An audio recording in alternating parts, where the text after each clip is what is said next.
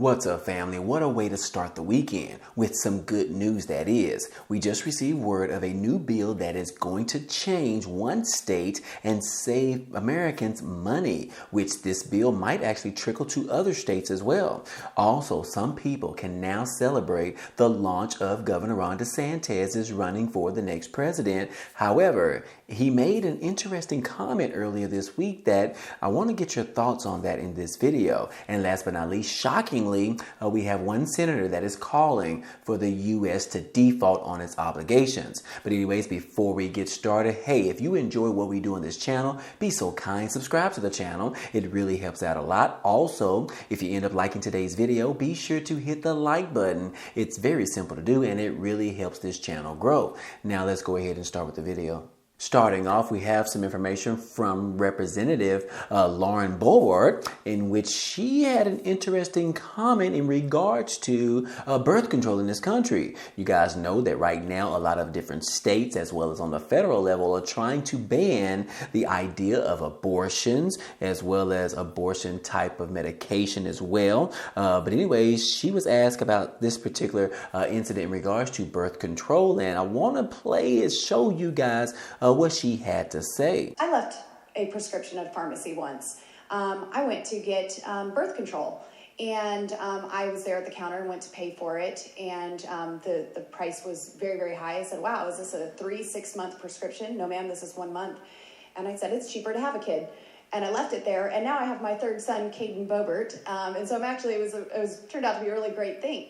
So yeah, guys, what an interesting comment she made in regards to this particular abortion medication that she was trying to pick up at the pharmacy. But anyways, guys, is that actually true? Birth control would actually cost more than a child? Well, guys, I ended up going to Google and I searched this information, and just for birth alone, it says right here that the average cost of childbirth in the United States is around $18,865 on average. Now, that would include the pregnancy, the delivery, as well as postpartum care. And this information is coming from Peterson Kaiser Family Foundation. So I'm not necessarily sure what she was talking about in regards to the amount of money that it costs to buy birth control pills. But obviously, guys, it is not cheaper to have a child versus getting this particular medication. So anyways, guys, if you disagree with me, hey, go ahead and comment down below. Moving on, guys, we do have some good news for the state of Texas, or those individuals that live in the state of Texas, which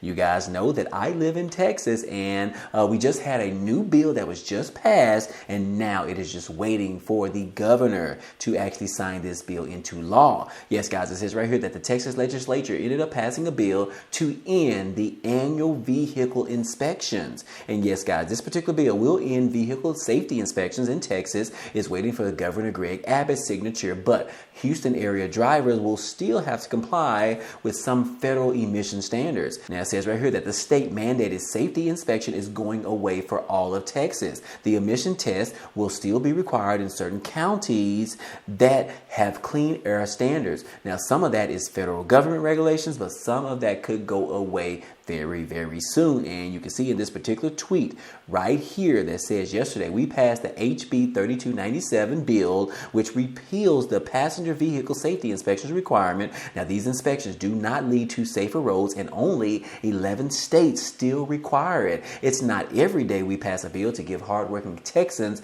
up to 40 million hours of their time back into their pockets. So again, this is going to benefit those of you that live in the state of Texas, and it looks like they said in this particular statement, that only 11 other states actually have to have these particular vehicle safety inspections as well. So hopefully this news coming directly out of Texas will actually trickle down to those particular states that still require these particular inspections on their vehicles. So this will save a little bit of money for you and your family, depending on how many cars you guys actually have. So kudos to you in Texas. I sure am definitely excited about this information. Now, moving on, guys, we do want to talk about what happened earlier this week, in which we saw the Governor Ron DeSantis of Florida announce his candidacy for the 2024 presidential election. So anyways, guys, some startling information came from this particular announcement, and I want to go ahead and share that with you today to see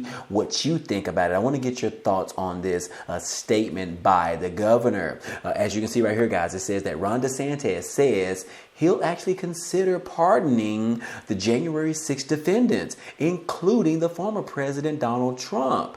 Now, there's two pieces to this. Number one, he's talking about pardoning those individuals that have been sentenced in jail or prison because of their actions in regards to the January 6th riot on Capitol Hill. And then the second piece is he said that he would actually think about pardoning Donald Trump. Does that mean that Donald Trump is going to jail? I don't know if this is a sign or not, guys, but it's very interesting that he would actually include the former president in regards to saying that he would actually consider pardoning him, even though Donald Trump is attacking him right now every single day, as well as his family. But anyways, guys, let's talk about the issue of pardoning these particular defendants that have been sentenced to jail time. It says that the Florida governor said on Thursday that if he is elected president, he will consider pardoning all the January 6th defendants. He said on day one, I will have folks that will get together and look at all of these cases who people are victims of weaponization or political targeting. And we will be aggressive on issuing pardonings. Yes, he said this information on the Clay Travis and Buck Sexton show or podcast show.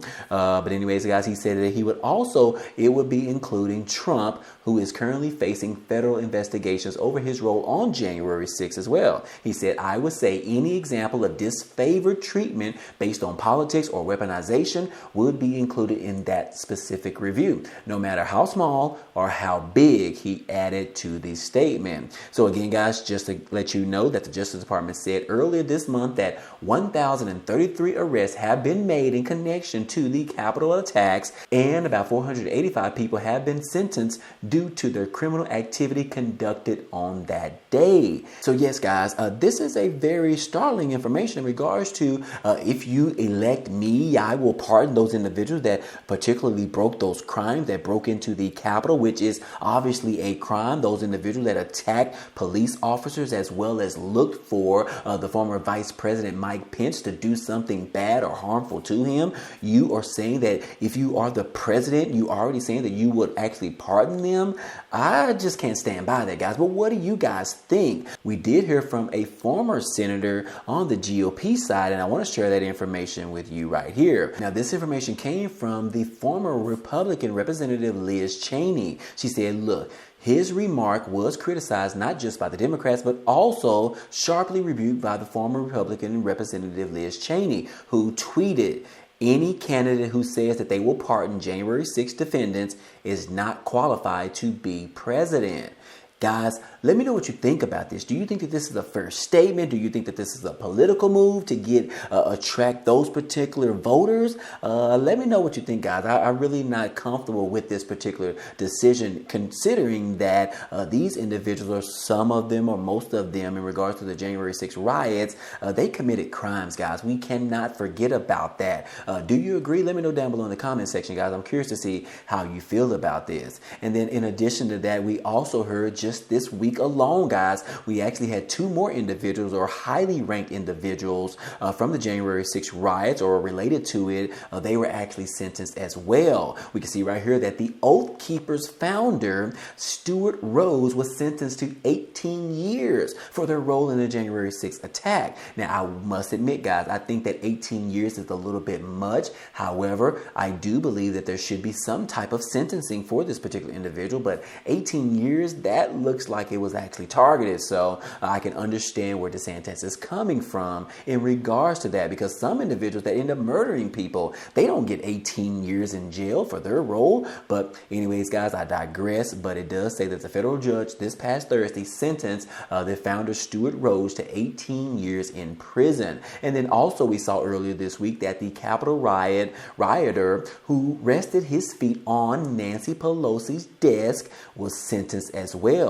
And yes, guys, you can see right here that he is an Arkansas man. He was photographed with his feet on the desk inside the House Speaker Nancy Pelosi's office during the Capitol riot, and he was sentenced to 4.5 years in prison. So again, guys, that almost seems like it is a good idea for 4.5 years, but let's just face it, guys, these people broke into a federal building. They broke glass. They attacked police officers. It was a crazy scene, guys. I don't need to tell you about it, but let me know what you think about this down below in regards to the Ron DeSantis comments on pardoning these individuals for their crimes during that January 6th day. So anyways, guys, last but not least, guys, I do want to share with you some information from one GOP senator in which he deliberately stated that he is vowing to delay the debt ceiling deal because he said that it is lacking substantial reform. Now, I get it that the deal on the table previously as well as right now doesn't consist of substantial reform. However, do you think that that would justify the idea of allowing the United States to default on its obligations? I just can't stand by that, guys. But anyways, guys, it says right here that Senator Mike Lee, which is a Republican of Utah, he's also the chairman of the conservative Senate Republican Steering Committee, is threatening to use every procedural tool at his disposal to slow down Senate passage of a bill to raise the debt ceiling if it doesn't include substantial reforms. Now, Lee could drag out the floor proceedings on a bill for days, something that negotiators could now have to factor into their timeline as they scramble to reach a deal before the nation defaults. He said in a statement that, look, I will use every procedural tool at my disposal to impede a debt ceiling deal that doesn't contain substantial spending and budgetary reforms. I fear things are moving in that direction. If they do, that proposal will not face smooth sailings in the Senate. He tweeted this information on Thursday morning. And guys, we know that negotiators between President Biden as well as the House Speaker Kevin McCarthy are getting very close to an agreement on the spending levels, but we could see something come out later on this weekend. But so far, they still don't have anything in their pocketbooks that they can actually agree upon. So, but anyways, guys, it does appear that if they do get something or some type of deal that they can agree on, it looks like Senator Lee is going to stand between that deal getting passed in the Senate. So anyways, guys, what do you think about this? What do you think about this GOP senator saying that he would deliberately cause the debt ceiling deal to stall out? Let me know down below in the comment section. I hope to see your comments there. But anyways, guys, I hope all this information in this video was helpful to you today. Well, anyways, guys, hey, that's all we have for you today. But feel free to check out some of the items down below in the comments section because there are a few offers available to you as well as they could help support this channel. So that's also some benefits to you as well. But anyways, hey, if you enjoyed today's content and you want to see more, go ahead, subscribe to the channel. It's totally free. And if you like today's video, then go ahead and hit the like button for us. It really helps out this channel as well as it tells YouTube to share this video with others. But anyways, Kate, I appreciate you guys stopping by and watching, and I hope to see you on the next video. Peace.